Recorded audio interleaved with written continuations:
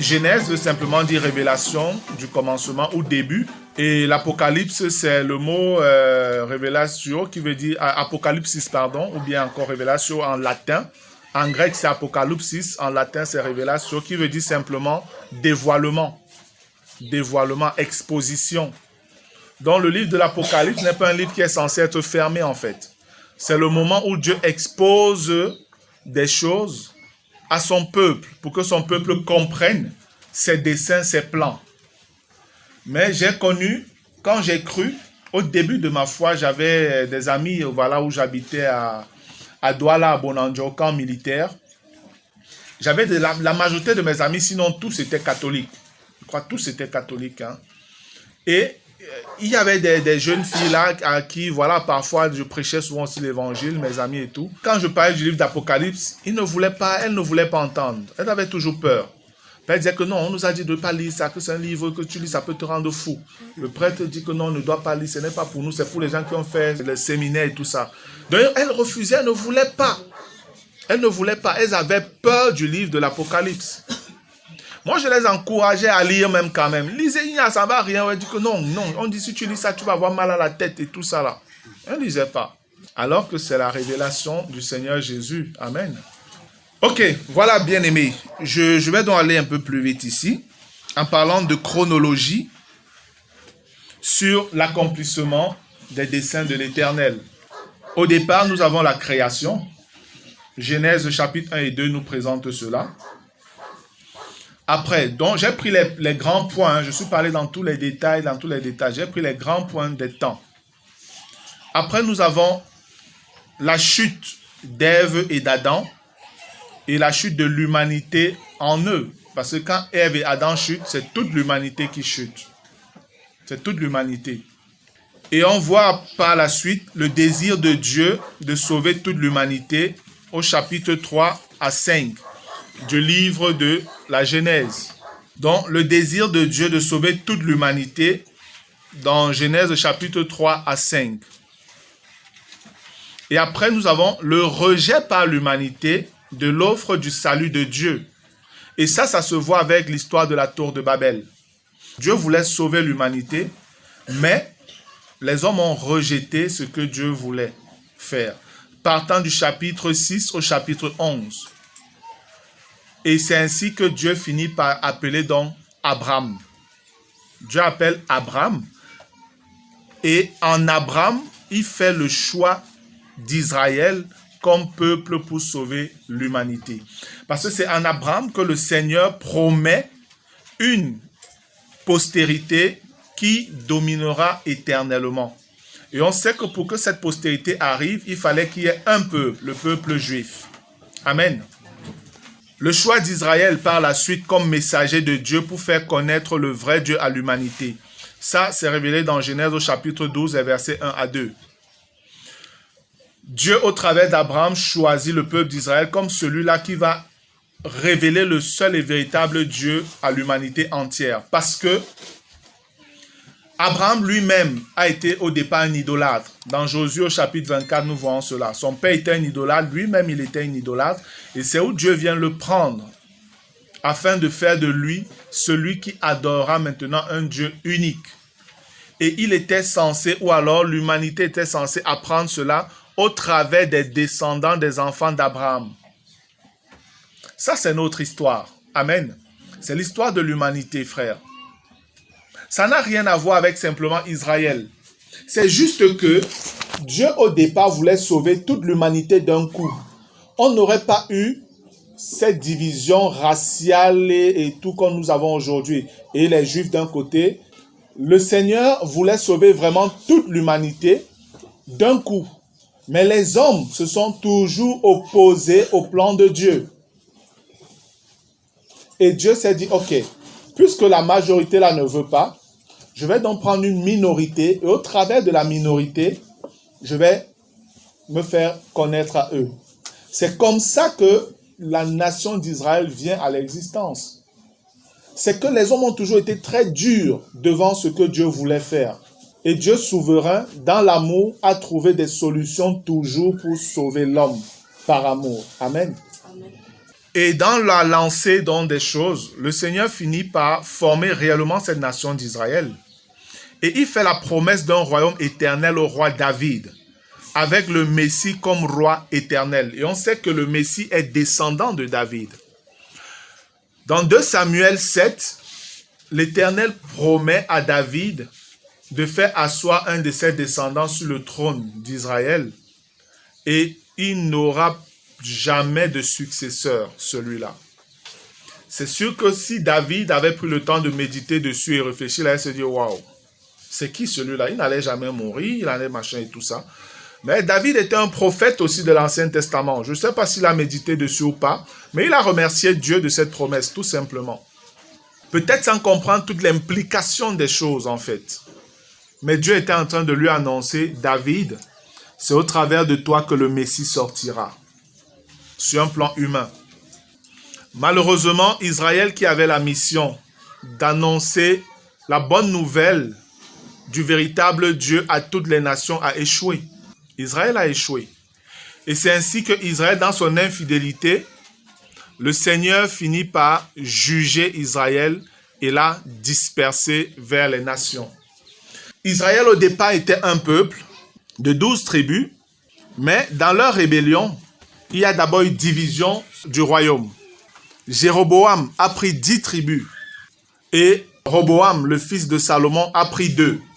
Ce qui se produit, Jéroboam est tombé dans une idolâtrie très forte parce qu'il avait peur que le peuple finisse par retourner auprès de Roboam et le tuer.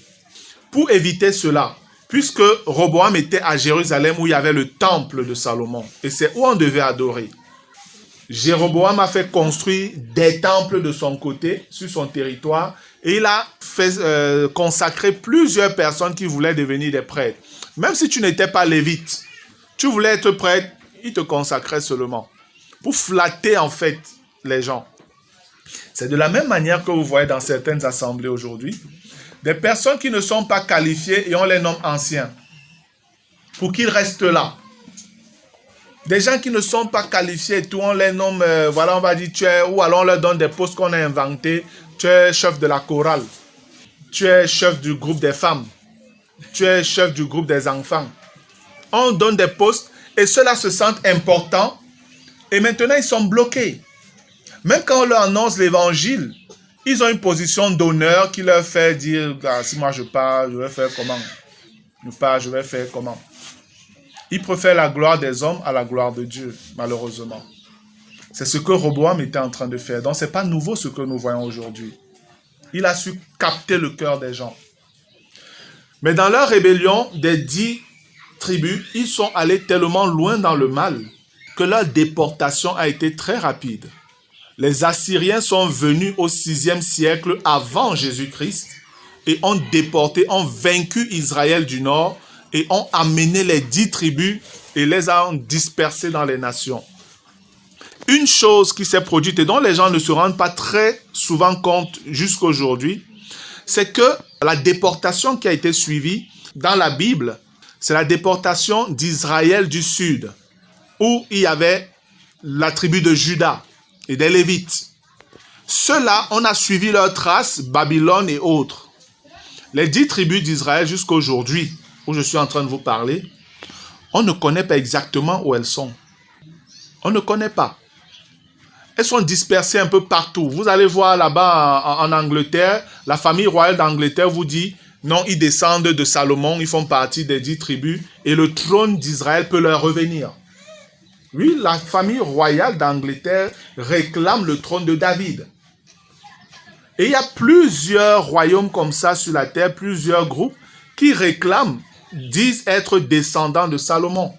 Les Éthiopiens, avec Haïlé Sélassié, leur empereur là, disent qu'il est le fils descendant de la relation que Salomon a eue avec la reine de Séba. Et c'était, voilà, Haïlé Sélassié vient de cette descendance, donc il a droit au royaume de David. C'est lui le lion de la tribu de Juda, c'est ce qu'ils disent. C'est ce qu'ils disent. Voilà toute la confusion qui est entrée dans l'histoire à cause de la rébellion d'Israël vis-à-vis de Dieu. Vous lisez simplement, comme ce sont les choses déjà passées, vous lisez simplement l'histoire, vous voyez ça. Vous lisez, vous voyez. Et aujourd'hui, les Rastafari, que vous voyez avec les longs cheveux qui prennent le banga, le machin, tout là, eux, ils sont disciples d'Haïlé Sélassié et ils croient que véritablement ils servent Dieu et que Dieu permet de faire ça, de prendre le banga, machin et tout. Ils ont même des versets bibliques. Hein. Oui. Ils ont des versets bibliques. Bien. Par la rébellion d'Israël, ce qui se produit, c'est que Dieu rejette Israël. Et le rejet d'Israël est confirmé lorsque Israël rejette le Christ de Dieu. Le Seigneur, malgré toutes les rébellions d'Israël, est resté silencieux pendant 400 années. Donc, de Malachie à Matthieu, dont à Jean-Baptiste là qui vient, il n'y a plus eu de prophète en Israël pour avertir, pour annoncer, pour parler au peuple. Non, Dieu est resté silencieux. Et c'est ainsi que les nations ont dominé sur Jérusalem, sur Israël, à Jérusalem. Jusqu'à ce que le Messie arrive, Jésus. Jésus vient avec le message pour Israël. C'est pourquoi il dit au départ, je n'ai été envoyé qu'aux brebis perdues de la maison d'Israël. C'était ça sa mission au départ. Lui, il devait venir convertir Israël, ramener Israël au Seigneur. Jean-Baptiste avait commencé. Jésus devait venir accomplir cette chose-là, ramener Israël au Seigneur. Et Israël devait continuer sa mission, recommencer sa mission. Aller parler aux nations en leur disant, il y a un seul vrai Dieu, c'est le Dieu d'Israël. Amen. Mais ils ont tué Jésus. Ils ont tué Jésus. Jésus est entré à Jérusalem comme leur roi, assis sur une ânesse, voilà. Et ils l'ont rejeté. Et il a pleuré sur Jérusalem. Jérusalem, Jérusalem, qui tue les prophètes. Si seulement toi aussi tu avais connu l'heure de ta visitation, mais maintenant cela t'est voilé. Le Seigneur a pleuré. Et il leur a dit qu'il ne reviendra que lorsqu'ils diront « Béni soit celui qui vient au nom du Seigneur ». Donc voilà, quand Jésus entre dans Jérusalem comme roi, c'est seulement une partie du peuple qui jetait les trucs au sol, machin. La majorité l'a refusé. Et la preuve, ils l'ont crucifié. Ils l'ont livré aux païens. Ils l'ont livré aux païens. Dès qu'ils ont fait ça, le Père a dit, ok, c'est fini avec vous pour le moment. Dieu a arrêté son plan avec Israël. C'est pourquoi le langage de Jésus change aussi. Et il n'est plus question seulement d'Israël, mais il fait comprendre qu'il a des brebis qui ne sont pas de cette bergerie. Eux aussi, il faut qu'ils entrent. L'Église est annoncée. Alléluia. C'est pourquoi quand le Seigneur meurt et ressuscite, il ne dit plus aux Juifs, aux apôtres qui étaient des Juifs, allez annoncer à Israël que je suis ressuscité. Mais il leur dit quoi? Allez par toutes les nations, prêcher la bonne nouvelle. Toutes les nations désormais. C'est ça le plan de Dieu. Au départ, Jésus venait afin que le plan qui avait été annoncé dès le départ par le Seigneur pour Israël soit accompli. Israël a échoué. Les hommes sont venus, ils ont échoué. Dieu a dit, mon fils, toi-même va là-bas, va me régler le problème là. Jésus est venu pour régler ce problème. Les hommes ont dit zéro, même toi on va te tuer. Et ils l'ont tué.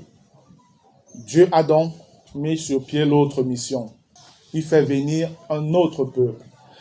Un peuple qui est uni ou alors qui est mélangé, composé de juifs qui croient en Jésus et de non-juifs qui croient en Jésus.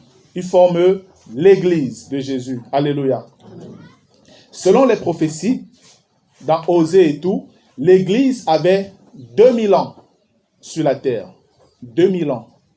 Après les 2000 ans, le plan que Dieu voulait faire avec l'Église est accompli.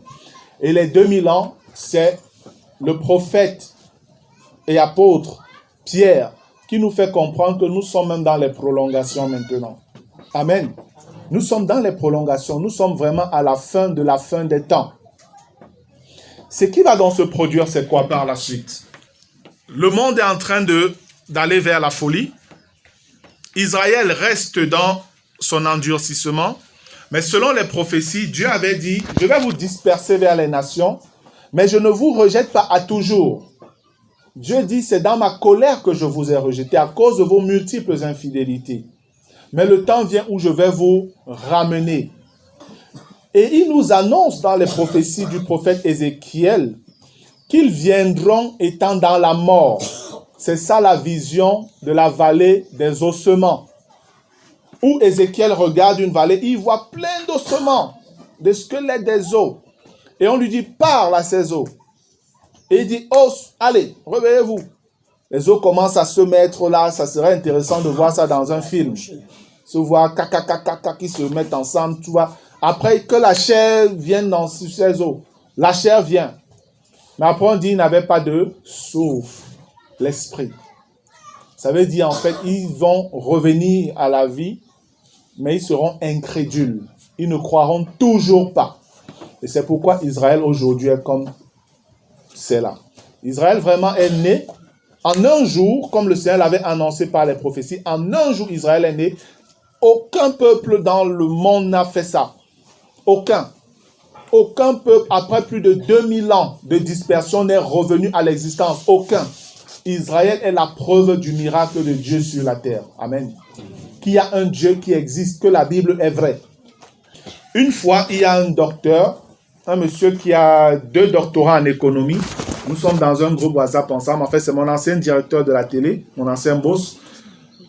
Comme je parle souvent du Seigneur, aux collègues et tout, un jour dans le groupe comme ça, je ne sais pas, l'entreprise me dit, Marcel, toi qui bavardes tout de Dieu là, prouve-moi que ton Dieu là même existe.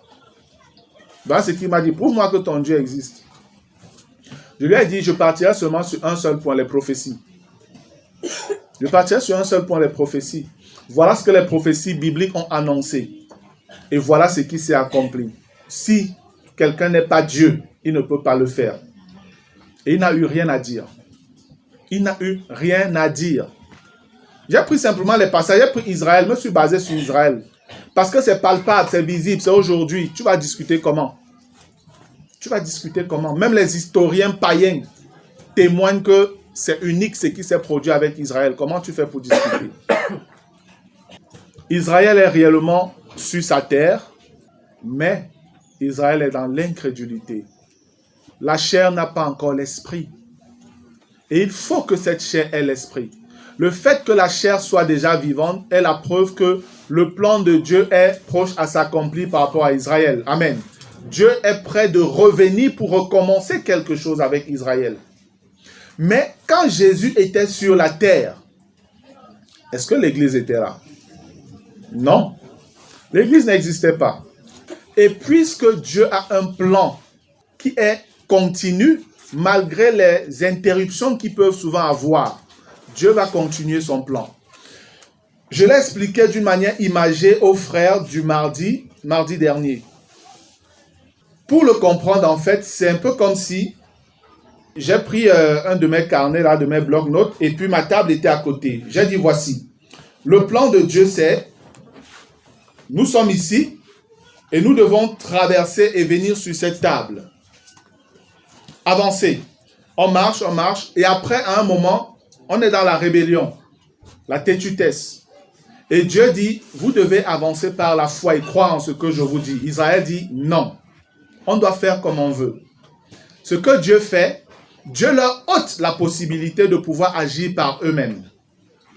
Et il faut agir, il faut passer, voici un vide qui est créé maintenant. Comment vous faites? Il n'y a pas possibilité de sauter pour aller de l'autre côté. Ce que le Seigneur fait, il prend lui-même les choses au contrôle. C'est pourquoi l'Église existe et l'Église vient d'en haut. Amen. Ça, on dit que vous êtes un royaume, un peuple céleste. Vous venez d'en haut. Et ce peuple céleste ne fonctionne pas selon les normes des royaumes de la terre. Parce qu'Israël est un royaume de la terre, terrestre. Dieu vient et dans le vide qui est là, le Seigneur travaille avec l'Église dans le vide sans que personne ne tombe. Sans que personne ne tombe. Et c'est comme ça que Israël, voyant ce miracle, ces choses, se dit, mais qu'est-ce qui se passe? Comment ils font ça? Et l'Église leur dit, c'est le Dieu que vous avez rejeté qui nous permet de faire ça. C'est pourquoi l'apôtre Paul dit que Dieu a utilisé l'Église pour rendre Israël Jalouse. Parce que la puissance avec laquelle l'Église travaille, Israël ne comprend pas. Israël ne comprend pas comment des gens qui ne sont même pas de leur souche peuvent parler de leur Dieu avec autant d'exactitude et faire des choses miraculeuses. Mais Dieu a décidé de travailler avec l'Église, là, dans la suspension, là. De la même manière que le Seigneur soutient toutes choses par sa parole. C'est comme ça que l'Église existe par la parole de Dieu. Amen. Et l'Église est dans cet univers-là. Il reste là, il travaille, il fait ce que Dieu veut. Le moment où Dieu aura terminé et que Israël sera prêt à l'accueillir, alors l'Église va quitter et Israël pourra continuer son chemin et traverser et aller où Dieu veut que Israël arrive. C'est important de comprendre ça. Là, ça nous donne clairement de voir la position de l'enlèvement, la position de l'Église. Amen. On n'a pas beaucoup à réfléchir là-dessus parce que lorsque vous comprenez que quand Jésus était là, l'Église n'existait pas. Et Jésus est entré à Jérusalem en tant que roi. Donc normalement, si le peuple juif l'avait accueilli comme roi, l'avait fait asseoir sur le trône de David, jamais Israël n'aurait été sous autant de domination. Israël serait délivré. Amen. Parce que l'accomplissement de la prophétie faite à David serait manifeste. Mais Israël ne l'a pas reconnu. Israël l'a rejeté. Mais la Bible nous fait comprendre que c'était selon les desseins de l'Éternel parce que Dieu connaissait le cœur de ce peuple-là. Amen. Dieu connaissait le cœur de ce peuple.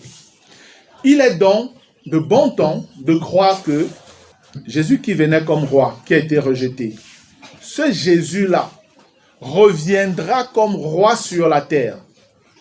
Il reviendra comme roi sur la terre, en toute autorité. Mais avant, il faut que l'Église parte et que Israël fasse ce que Jésus avait dit. Il avait dit quoi pour qu'il revienne? Jusqu'à ce que vous dites ou vous disiez, béni soit celui qui vient au nom du Seigneur. Pour que ce cri-là sorte de la bouche d'Israël, il va falloir une forte pression de la part de Dieu.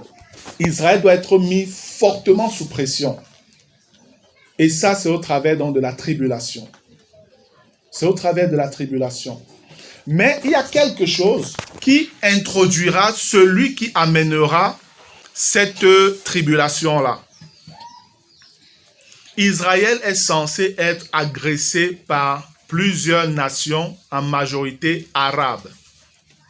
Ça, vous le voyez dans le psaume 83 et dans Ézéchiel 38.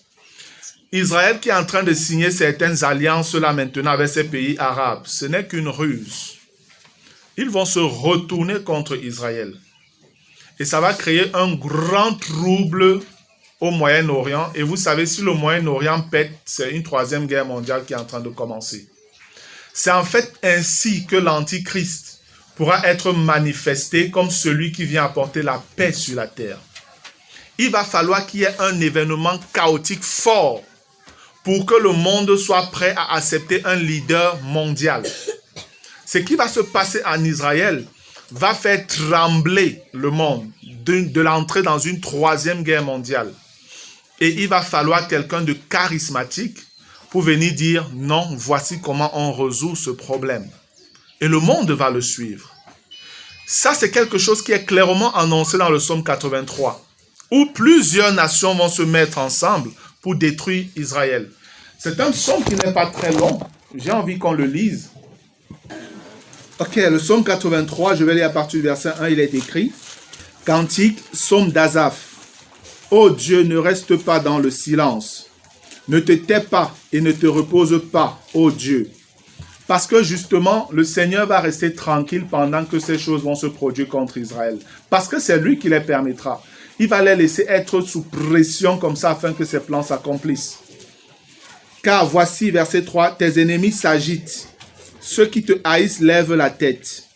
Ils forment contre ton peuple des projets pleins de ruses. Et ils délibèrent contre ceux que tu protèges. Venez, disent-ils, exterminons-les du milieu des nations. Et qu'on ne se souvienne plus du nom d'Israël. Ceux qui suivent les informations savent que cette parole est prononcée déjà. celui qu'on appelait Mahmoud Ahmadinejad, l'ancien président de l'Iran, plusieurs fois l'a dit. Il a prononcé ces paroles. Il disait qu'il va repousser Israël jusqu'à la mer. Israël va totalement disparaître. Il va exterminer Israël. On va oublier Israël. Vous regardez les cartes du monde arabe. Quand vous regardez les cartes du monde arabe, quand je dis la carte du monde, mais celle que les Arabes ont, Israël n'existe pas dessus. Israël n'existe pas dessus. Ils ont enlevé Israël parce que pour eux, leur plan, c'est que vous là, vous n'existez pas, on va vous finir. Venez, disent-ils, exterminons-les du milieu des nations et qu'on ne se souvienne plus du nom d'Israël.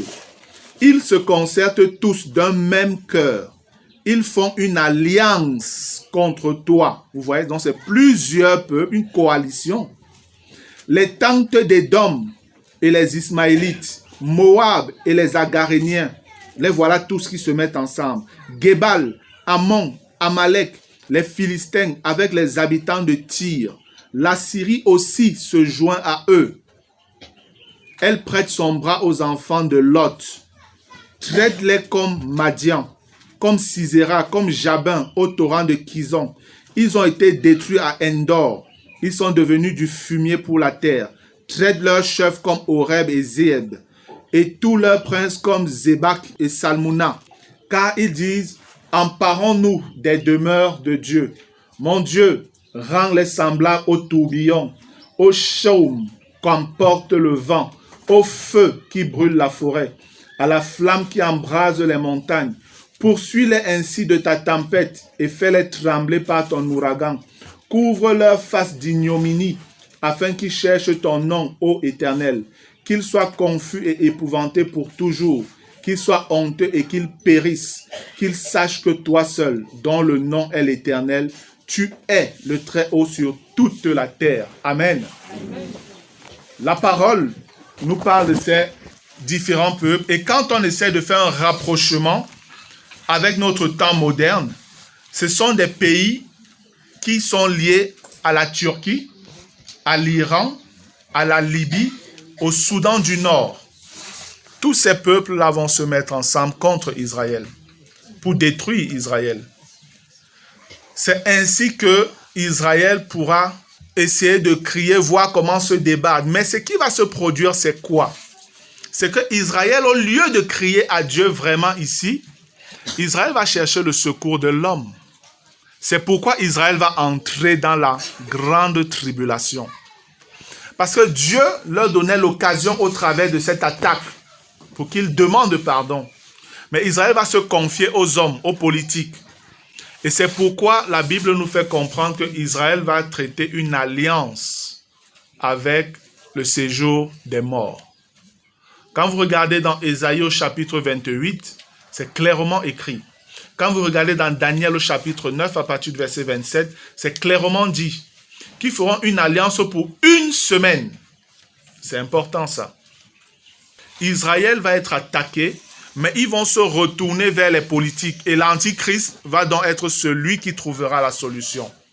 Et c'est dans ce sillage-là qu'ils vont donc signer ce pacte, cette alliance avec l'Antichrist. Amen. Donc, je suis en train de voir un peu l'évolution des choses là. Parce que avant qu'Israël entre réellement dans la grande tribulation, l'enlèvement aura déjà eu lieu. Une chose que vous devez comprendre, selon les Écritures, l'Église, nous, les chrétiens, nous verrons la révélation première de l'Antichrist, selon 2 Thessaloniciens 2. Il y a certains chrétiens qui disent qu'on ne verra pas du tout l'Antichrist. Mais moi, je crois que nous le verrons. Parce que si on se réfère à 2 Thessaloniciens, on peut regarder rapidement. Là, on va maintenant entrer un peu plus dans les Écritures. Moi également, je pensais avant qu'on ne verrait pas l'Antichrist. Mais en examinant les choses avec les versions grecques, le Seigneur m'a donné de comprendre vraiment autre chose. Quand vous regardez dans 2 Thessaloniciens au chapitre 2, à partir du verset 1, il est écrit « Pour ce qui concerne l'avènement de notre Seigneur Jésus-Christ et notre réunion avec lui, nous vous prions, frères, de ne pas vous laisser facilement ébranler dans votre bon sens et de ne pas vous laisser troubler, soit par quelque inspiration, soit par une parole ou par une lettre qui semblerait venir de nous, comme si le jour du Seigneur était déjà là. Problème de traduction déjà ici. Ce n'est pas le jour du Seigneur. Parce que le jour du Seigneur fait référence au retour du Seigneur en gloire sur la terre. Dans le Nouveau Testament. C'est ce qu'on appelle le jour de l'Éternel dans l'Ancien Testament. C'est la période du moment de tribulation. Dans le grec, vous allez voir que c'est plutôt le jour de Christos, le jour de Christ. C'est différent déjà. Les versions qui ont traduit ça justement, je pense qu'il y a la Osterwald et la Martin, où ils ont réellement mis le jour de Christ. Et donc, on est en train de parler ici de l'enlèvement. Le jour de Christ fait référence à l'enlèvement. Et l'apôtre, justement, était en train de rassurer les Thessaloniciens qui, eux, étaient déjà dans un moment de grand trouble. Parce que certains étaient venus, on leur dit ici, soit par vous troubler, soit par une inspiration. Il y a des gens qui leur disaient que non, Dieu leur a révélé que l'enlèvement a déjà eu lieu. Après, on dit soit par une parole. Certains venaient là-bas enseigner que l'enlèvement a déjà eu lieu. Après, on dit ou par une lettre qui semblerait venir de nous. Les gens ont même envoyé des lettres disant que ça venait de Paul. Vous voyez tout ce qui se passe là dans la séduction et le mensonge. Et les Thessaloniciens étaient persuadés qu'ils étaient déjà dans la tribulation. Ils avaient raté l'enlèvement. C'est pourquoi l'apôtre leur dit non, le jour de Christ n'est pas encore là. Après, il leur dit que personne ne vous séduise. Il utilise les paroles du maître. D'aucune manière. Car il faut que l'apostasie soit arrivée auparavant. Donc, il leur donne donc des signes qu'ils doivent regarder afin de ne pas être troublés. Mes frères, regardez, l'apostasie doit d'abord arriver. Et ils savaient exactement ce que c'était l'apostasie. Le reniement volontaire public de la personne du Seigneur Jésus-Christ. Non pas de manière à dire « je ne crois plus en Jésus », mais de professer Jésus, mais de faire totalement le contraire de ce que le Seigneur nous demande. Et c'est ce que nous voyons aujourd'hui dans le monde. Où plusieurs chrétiens, ceux-mêmes qui, dans une certaine mesure, annonçaient la vérité avant, signent des pactes d'alliance avec le Vatican. Disent que les catholiques sont nos frères, on n'a pas besoin de leur prêcher l'évangile. Nous sommes tous enfants de Dieu. Ils signent des pactes avec les musulmans et les chamans indiens, disant non, nous avons tous un même Dieu. C'est l'amour qui doit nous guider maintenant. Et tout ça sous la coupole du pape. L'apostasie. Car il faut que l'apostasie soit arrivée auparavant et qu'on ait vu paraître l'homme impie, le fils de la perdition. Donc, avant le jour de Christ, il faut qu'on ait vu paraître l'homme impie, le fils de la perdition. De qui on parle ici? De l'Antichrist. De l'Antichrist. L'adversaire qui s'élève au-dessus de tout ce qu'on appelle Dieu ou de ce qu'on adore. Il va jusqu'à s'asseoir dans le temple de Dieu, se proclamant lui-même Dieu. Ne vous souvenez-vous pas que je vous disais ces choses lorsque j'étais encore chez vous? Donc, Paul leur avait même déjà parlé de ça, mais ils n'ont pas prêté garde. Et c'est pourquoi le Seigneur, quand il parle d'Apocalypse, là, il dit ceux qui étudient, ceux qui écoutent et ceux qui gardent. Il faut garder ces choses, sinon vous serez troublés. Vous allez écouter d'autres choses qui vont vous troubler. Paul leur avait déjà parlé, mais ils n'ont pas cru, ils n'ont pas gardé. Et les voilà dans le trou, il faut que Paul revienne encore dessus. Verset 5. Ne vous souvenez-vous pas que je vous disais ces choses lorsque j'étais encore chez vous? Et maintenant vous savez ce qui le retient afin qu'il ne paraisse qu'en son temps. Car le mystère de l'iniquité agit déjà. Il faut seulement que celui qui le retient encore ait disparu. Et alors paraîtra l'impie. Voici, on dit encore qu'il paraîtra.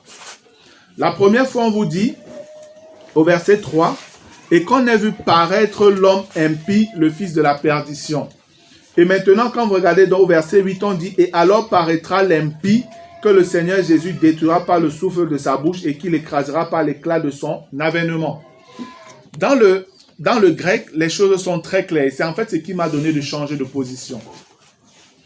Dans le grec, au verset 3, quand on vous parle de paraîtra l'impie, c'est le terme grec armatia.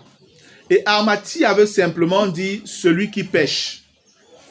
Donc, l'antichrist viendra et sera quelqu'un qui acceptera un peu tout. Par rapport à la vérité biblique, il sera contre. C'est lui qui transformera davantage le mal en bien et le bien en mal. Ce sera le genre, non, il ne faut pas vous juger, non, il ne faut pas dire qu'il y a les fausses religions, nous sommes tous frères, machin et tout. Voilà le discours qu'il va avoir. Et tous ceux qui seront contre ce discours seront persécutés. Amen. Ils seront persécutés. Pour ceux qui étaient là, samedi surpassé, nous avons vu une vidéo du frère Alain Leperche, où Alain Leperche disait justement que le Seigneur lui a révélé que l'Antichrist se manifestera cette année au courant de cette année, qui se révélera au courant de cette année. Et il disait que l'Antichrist va venir avec un langage que le monde va aimer, et nous, chrétiens qui serons contre, le monde va commencer à nous détester. Vous vous rappelez pour ceux qui avaient vu ça? Et c'est exactement ce qui est dit ici en fait. Lui, il vient, c'est l'homme du péché, accepter du n'importe quoi. Maintenant, verset 8, quand on vous dit « Et alors paraîtra l'impie que le Seigneur Jésus détruira par le souffle de sa bouche », ici, paraîtra, ce n'est plus le même mot amatiak au verset 3, mais c'est le mot anomos. Et anomos veut dire quoi? C'est l'homme sans loi, c'est le méchant, c'est le cruel. Voilà le sens. Et vous voyez donc que c'est dans la deuxième manifestation de l'Antichrist qu'il se présente comme la bête. C'est pourquoi la Bible l'appelle la bête. Donc là, il va se manifester comme la bête contre Israël. Pourquoi? Parce qu'il voudra que Israël l'adore. C'est pour ça qu'on dit qu'il va entrer dans le temple de Dieu et qu'il va se mettre en colère parce qu'Israël va refuser de l'adorer. Israël va refuser de l'adorer. C'est où il va entrer dans une violente colère et persécution contre Israël. C'est en cela que dans Jérémie déjà, le Seigneur nous parle du temps d'angoisse de Jacob. Ce que le Seigneur Jésus, lui, l'appelle le moment de tribulation comme il n'y en a jamais eu sur la terre et comme il n'y en aura plus jamais. Ce sera un temps terrible, bien-aimé. C'est donc sous cette pression que Dieu va placer Israël. Et c'est à ce moment, selon Zacharie, que Israël va donc tourner les yeux vers celui qu'ils avaient percé. Mais ils le feront après le message des deux témoins de Apocalypse 11.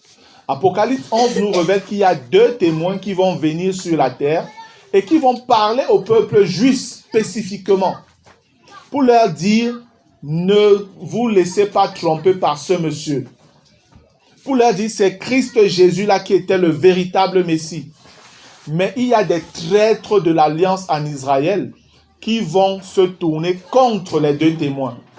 Et dans l'alliance avec la bête, ils vont tuer les deux témoins selon Apocalypse 11.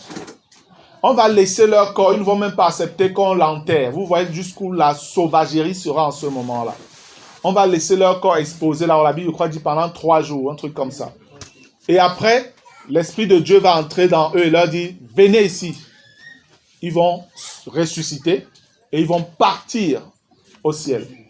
Et quand ils vont partir, c'est où donc les dégâts, le jugement de Dieu va tomber sur la terre d'une manière horrible. De manière horrible, les hommes vont souffrir.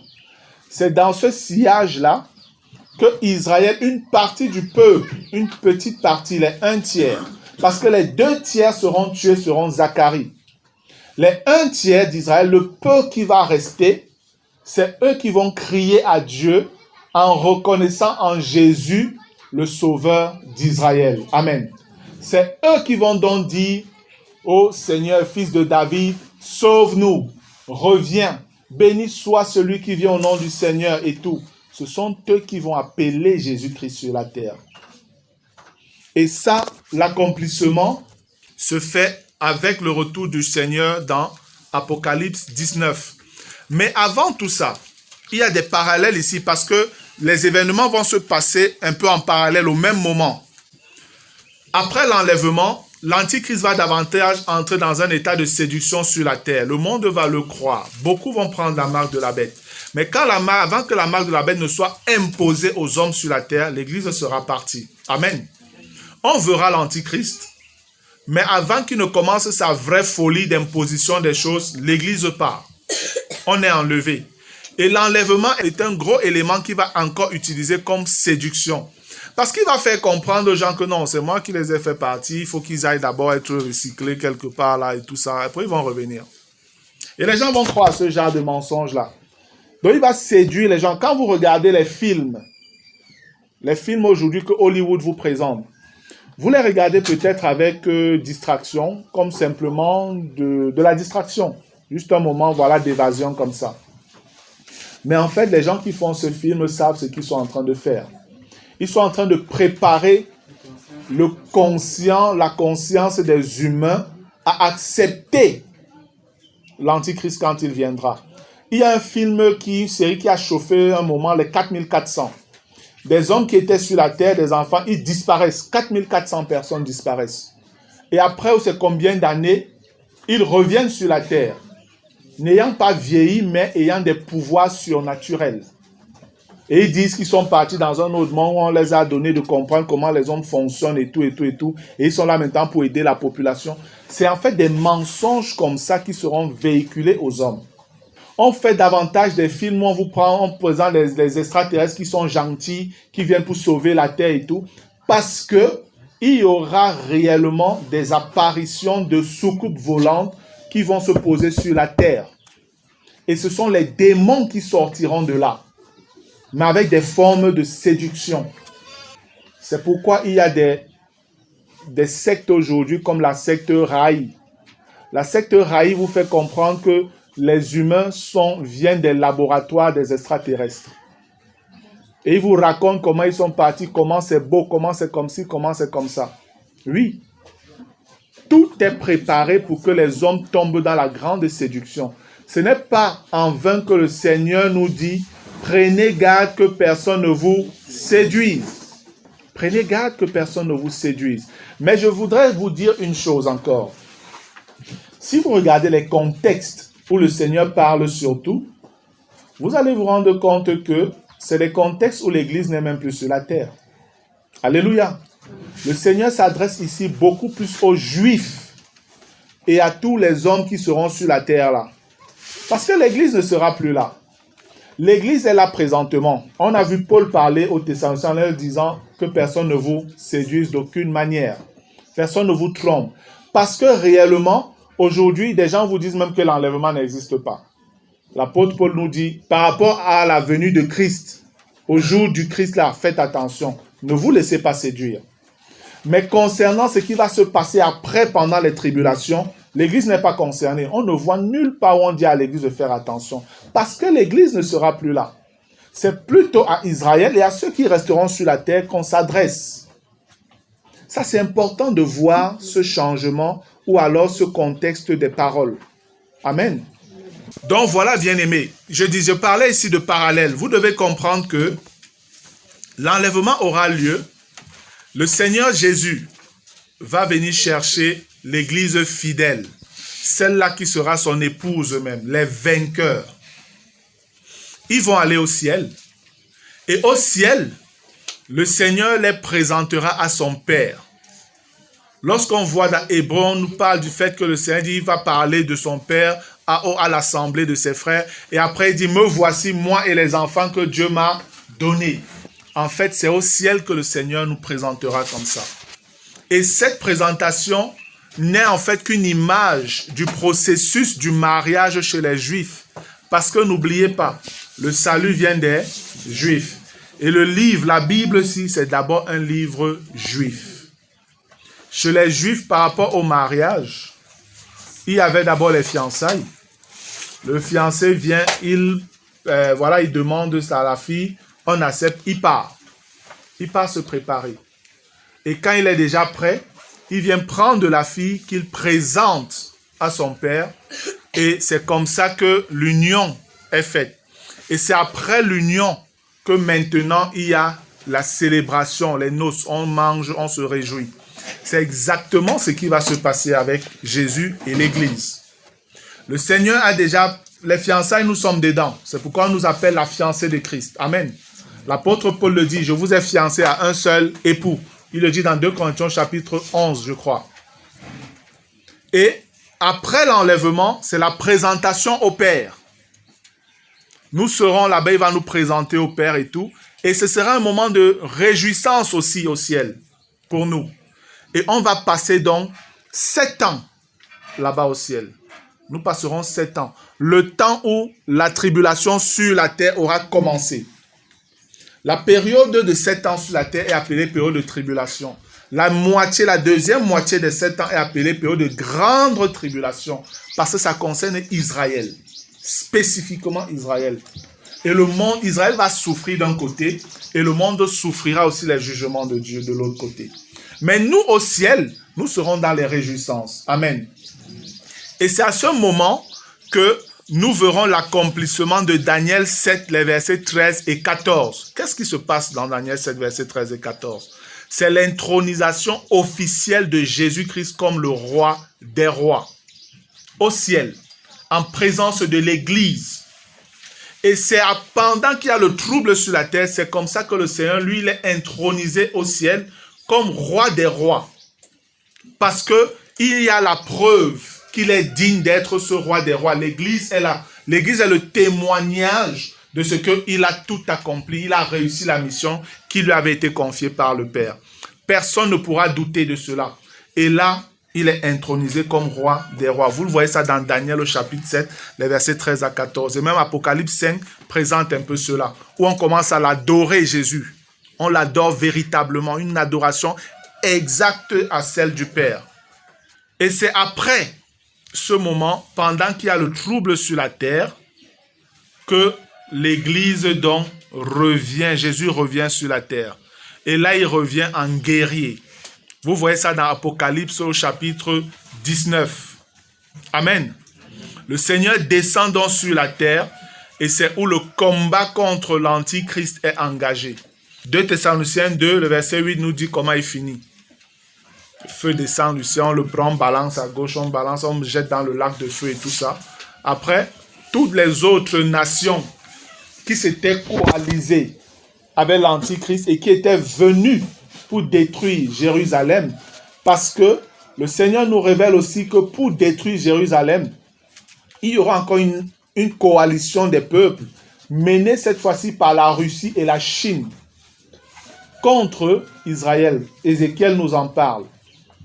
Une armée de 200 millions de personnes se ligueront contre petit Israël. Là, ils sont à peine, c'est combien de millions maintenant? C'est 13 millions. 200 millions, les grosses armées là contre Israël. Ce sera vraiment le combat de David contre Goliath. C'est ça, ce sera une autre reprise. Le combat de David contre Goliath n'est qu'une image des batailles d'Israël contre les nations qui se ligueront toujours contre Israël. Mais au finish, Israël sera toujours vainqueur parce que Israël ne vient pas avec l'épée, avec la puissance, avec la force, mais Israël va au nom de l'Éternel. Amen. Tant qu'ils iront avec leur propre force, ils échoueront. Mais dès que Israël va crier à l'Éternel, « Oh, viens toi, fils de David, béni soit celui qui vient au nom du Seigneur, viens et sauve-nous. » Le Seigneur, Israël va puiser sa force dans le Seigneur. C'est comme ça que leur véritable roi viendra pour la victoire, pour les défendre. Et nous serons avec le Seigneur en ce moment-là. La parole nous fait comprendre que quand Jésus va descendre sur la terre, il sera monté sur un cheval. Nous également, nous monterons. Les anges également du ciel seront là. Et vous savez que selon les calamités qui frapperont la terre, le soleil perdra un tiers de sa lumière. Pareil pour la lune, il y aura des ténèbres sur la terre. Et c'est la gloire de Jésus qui va éclairer la terre, avec la gloire des saints qui viendront, la gloire des anges. C'est nous qui allons éclairer la terre pendant que nous serons en train de descendre. Amen. C'est pourquoi la Bible nous dit, tout œil le verra.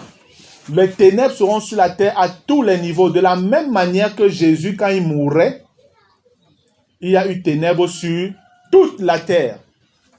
C'est ainsi que le Seigneur reviendra. Le Seigneur reviendra quand il y aura les ténèbres sur toute la terre. C'est un peu comme une histoire, je ne sais pas si ça veut dire qui recommence ou qui continue. C'est une histoire qui continue en fait. Parce que celui-là, il est parti et il revient, il l'allume à nouveau, il met la lumière sur la terre. Quand Jésus était là, il était la lumière du monde. Amen. Il avait la victoire sur les démons, sur la nature, sur tout. Sur la mort, il avait la victoire. C'est comme ça qu'il revient, plus seul, avec son épouse. Avec son épouse. Et c'est pourquoi vous voyez Matthieu 25. Matthieu 25 ne parle pas des chrétiens, les 10 vierges. Ce ne sont pas les chrétiens. Matthieu 25 vous parle du reste fidèle d'Israël. Le reste de personnes qui seront en Israël. Et on nous fait comprendre que dans ce reste-là, il y aura 5 sages et 5 folles. Et on vous fait comprendre que les sages sont celles qui entreront dans la salle des noces. Donc les noces ne se déroulent pas au ciel. Voici l'époux qui arrive. Dans la version latine de la Bible, celle de Jérôme, la Vulgate la traduit d'une manière que j'aime bien. Parce que la Vulgate dit, voici l'époux et l'épouse. Voici l'époux et l'épouse. Donc le Seigneur va se marier là-bas, il y aura union au ciel devant le Père. Mais les noces, la célébration et tout se fera sur la terre. C'est pourquoi Jésus pouvait dire à certaines villes-là, rebelles, que lorsque vous verrez Abraham et tous les autres, Moïse se réjouit dans le royaume. Parce que ces gens vont assister aux noces. Ils vont ressusciter au début du millénaire. Apocalypse 20, le verset 4 nous donne de comprendre qu'il y aura une résurrection à ce moment-là. Et ceux-là vont aussi régner avec Christ. David sera là. Moïse sera là. Daniel, tous ces héros de la foi, les Samson, toutes ces les Jephthé, tous ces gens, Déborah, Anne la prophétesse, toutes ces personnes seront là, dans leur corps également de gloire. Dans leur corps de gloire. Et c'est sur la terre que les noces vont se dérouler. Ce n'est pas au ciel. Avant, je pensais également que c'était au ciel. Mais quand vous regardez bien Matthieu, le chapitre 25, à la fin, vous voyez bien, on vous fait comprendre que les saints vieilles entrent dans la salle des noces. Et ils entrent quand le roi revient, quand l'époux est revenu. C'est à ce moment-là qu'ils entrent dans les noces. Certains ont souvent dit que il vient, que les saints vieilles représentent l'épouse de l'époux. Non, ça ne peut pas être vrai. Ça ne peut pas être vrai. Elles sont 10. La Bible nous dit qu'on a fiancé l'église à... On a fiancé en fait l'église à un seul époux, Christ. Amen. Une seule fiancée, un seul époux. Et quand vous regardez encore, il est quand même bizarre qu'une mariée soit invitée à son mariage. Ben, c'est ça qui se produit dans Matthieu 25. Celles-là sont invitées aux noces. Comment je suis marié, je suis invité à mon propre mariage, ça c'est comme me fermer la porte. Ça n'a pas de sens. Ça n'a pas de sens. Quand vous lisez clairement le contexte, vous vous rendez compte que Matthieu 24 et Matthieu 25, en fait, c'est la même chose. Et le Seigneur a agi encore là, comme il a souvent l'habitude de le faire dans les prophéties.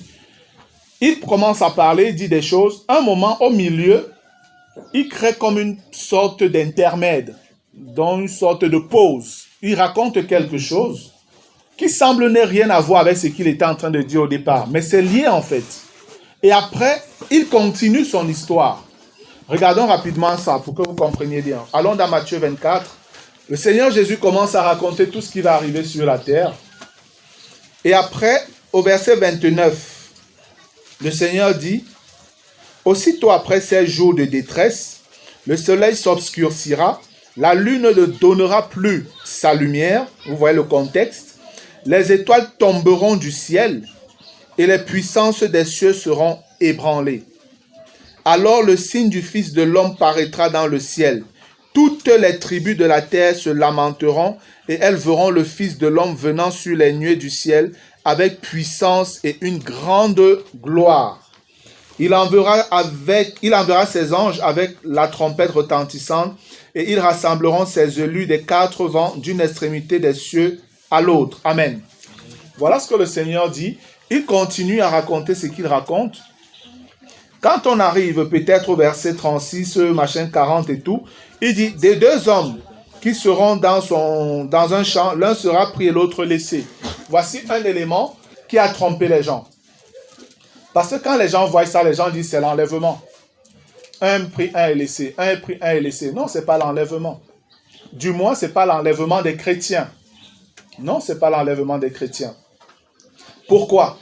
Parce que les chrétiens sont déjà partis.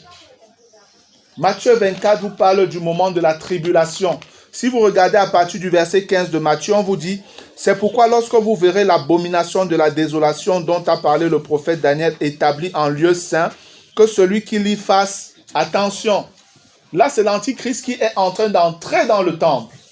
L'Église n'est plus là. Mais de quoi donc le Seigneur est en train de parler ici lorsqu'il dit, les uns sont, un est pris, l'autre est laissé, un est pris, l'autre est laissé. C'est en lisant, en continuant la lecture que vous arrivez à comprendre. Si nous partons maintenant dans Matthieu 25, le Seigneur raconte la parabole des 10 vierges. Il raconte également la parabole des talents. Et après, regardez à partir du verset 31 de Matthieu 25. Il dit, « Lorsque le Fils de l'homme viendra dans sa gloire avec tous les anges, il s'assiera sur le trône de sa gloire. » Est-ce que vous ne voyez pas que c'est lié avec Matthieu 29 et 30 que nous avons lu? Vous percevez le lien? Regardez bien tranquillement, vous allez voir.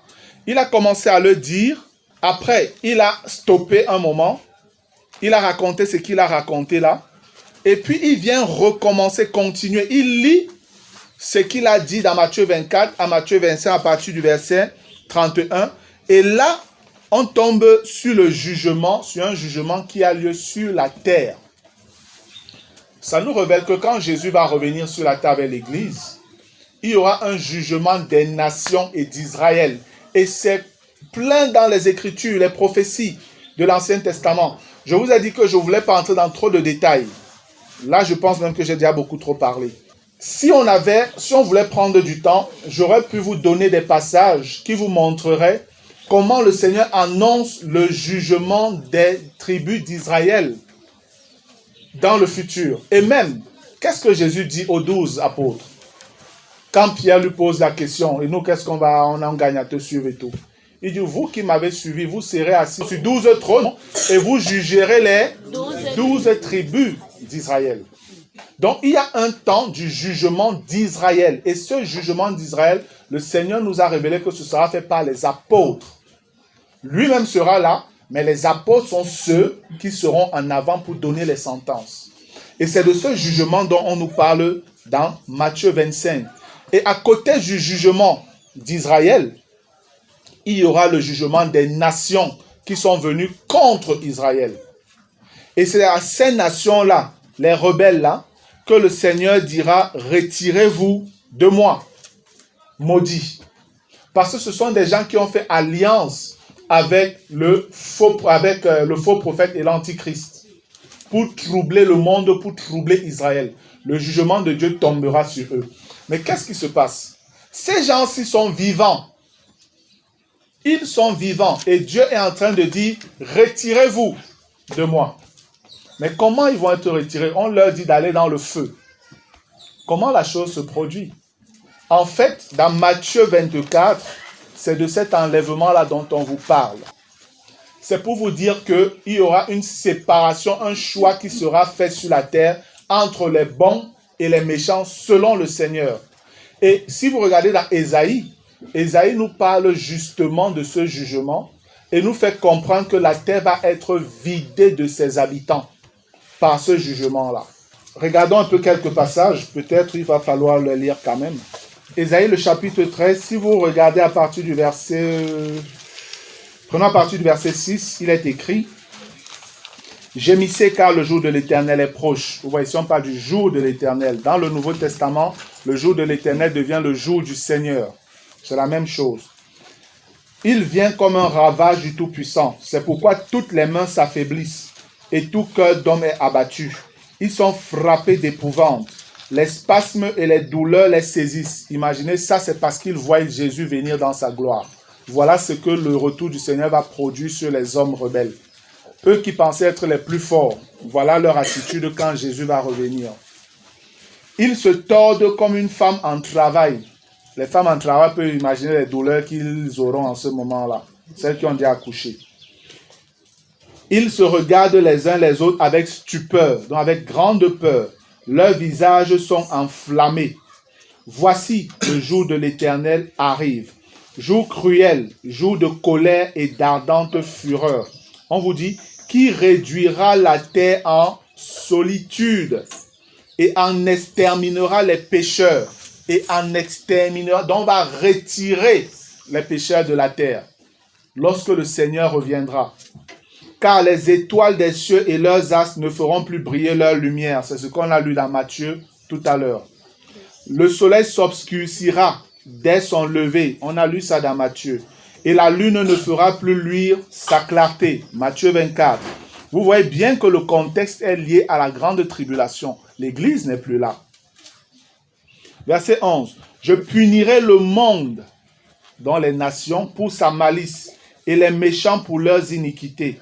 Je ferai cesser l'orgueil des hautains et j'abattrai l'arrogance des tyrans. Je rendrai les hommes plus rares que l'or fin. Je les rendrai plus rares que l'or d'Ophir. Vous imaginez? Il y aura une tuerie terrible sur la terre. C'est pourquoi j'ébranlerai les cieux et la terre sera secouée sur sa base par la colère de l'Éternel des armées au jour de son ardente fureur. Alors, comme une gazelle effarouchée, comme un troupeau sans berger, chacun se tournera vers son peuple. Chacun fuira vers son pays. Tous ceux qu'on trouvera seront percés, et tous ceux qu'on saisira tomberont par l'épée. Leurs enfants seront écrasés sous leurs yeux. Leurs maisons seront pillées et leurs femmes violées. Tout ça, c'est le Dieu d'amour qui prononce, C'est le Dieu d'amour qui est en train de prononcer ces sentences violentes-là. Quand on regarde dans Ésaïe 30, je vais lire le verset 33 par rapport à ce que Dieu dit à ces gens d'aller au châtiment éternel dans le feu et tout, dans Matthieu 25 comme on a vu. Ésaïe 30, je lirai juste le verset 33. Il est écrit, « Depuis longtemps, un bûcher est préparé. Il est préparé pour le roi. Il est profond, il est vaste. Son bûcher, c'est du feu et du bois en abondance. Le souffle de l'Éternel l'enflamme comme un torrent de soufre. » Voilà. Vous devez donc comprendre. Si on revient dans Matthieu 25, quand Jésus revient sur la terre, il y a une purge, un nettoyage qui doit être fait. Il va juger les nations. Certains vont fuir. D'autres ne pourront plus fuir, ils seront là bloqués. Ils seront jugés. Et après le jugement prononcé, tous ceux qui seront tenus pour coupables, ce qui s'est passé avec Corée et Dathan, vous vous souvenez? Qu'est-ce qui s'est passé? La terre s'est ouverte. Ils sont descendus vivants dans le séjour des morts. C'est exactement ce qui va encore se produire. La terre va s'ouvrir, tous les méchants, c'est pourquoi on dit il exterminera les méchants de la terre. La terre va encore s'ouvrir, tous les méchants là vont simplement entrer sous la terre. Et la terre va se refermer. Sur la terre, il n'y aura plus à la base que des justes.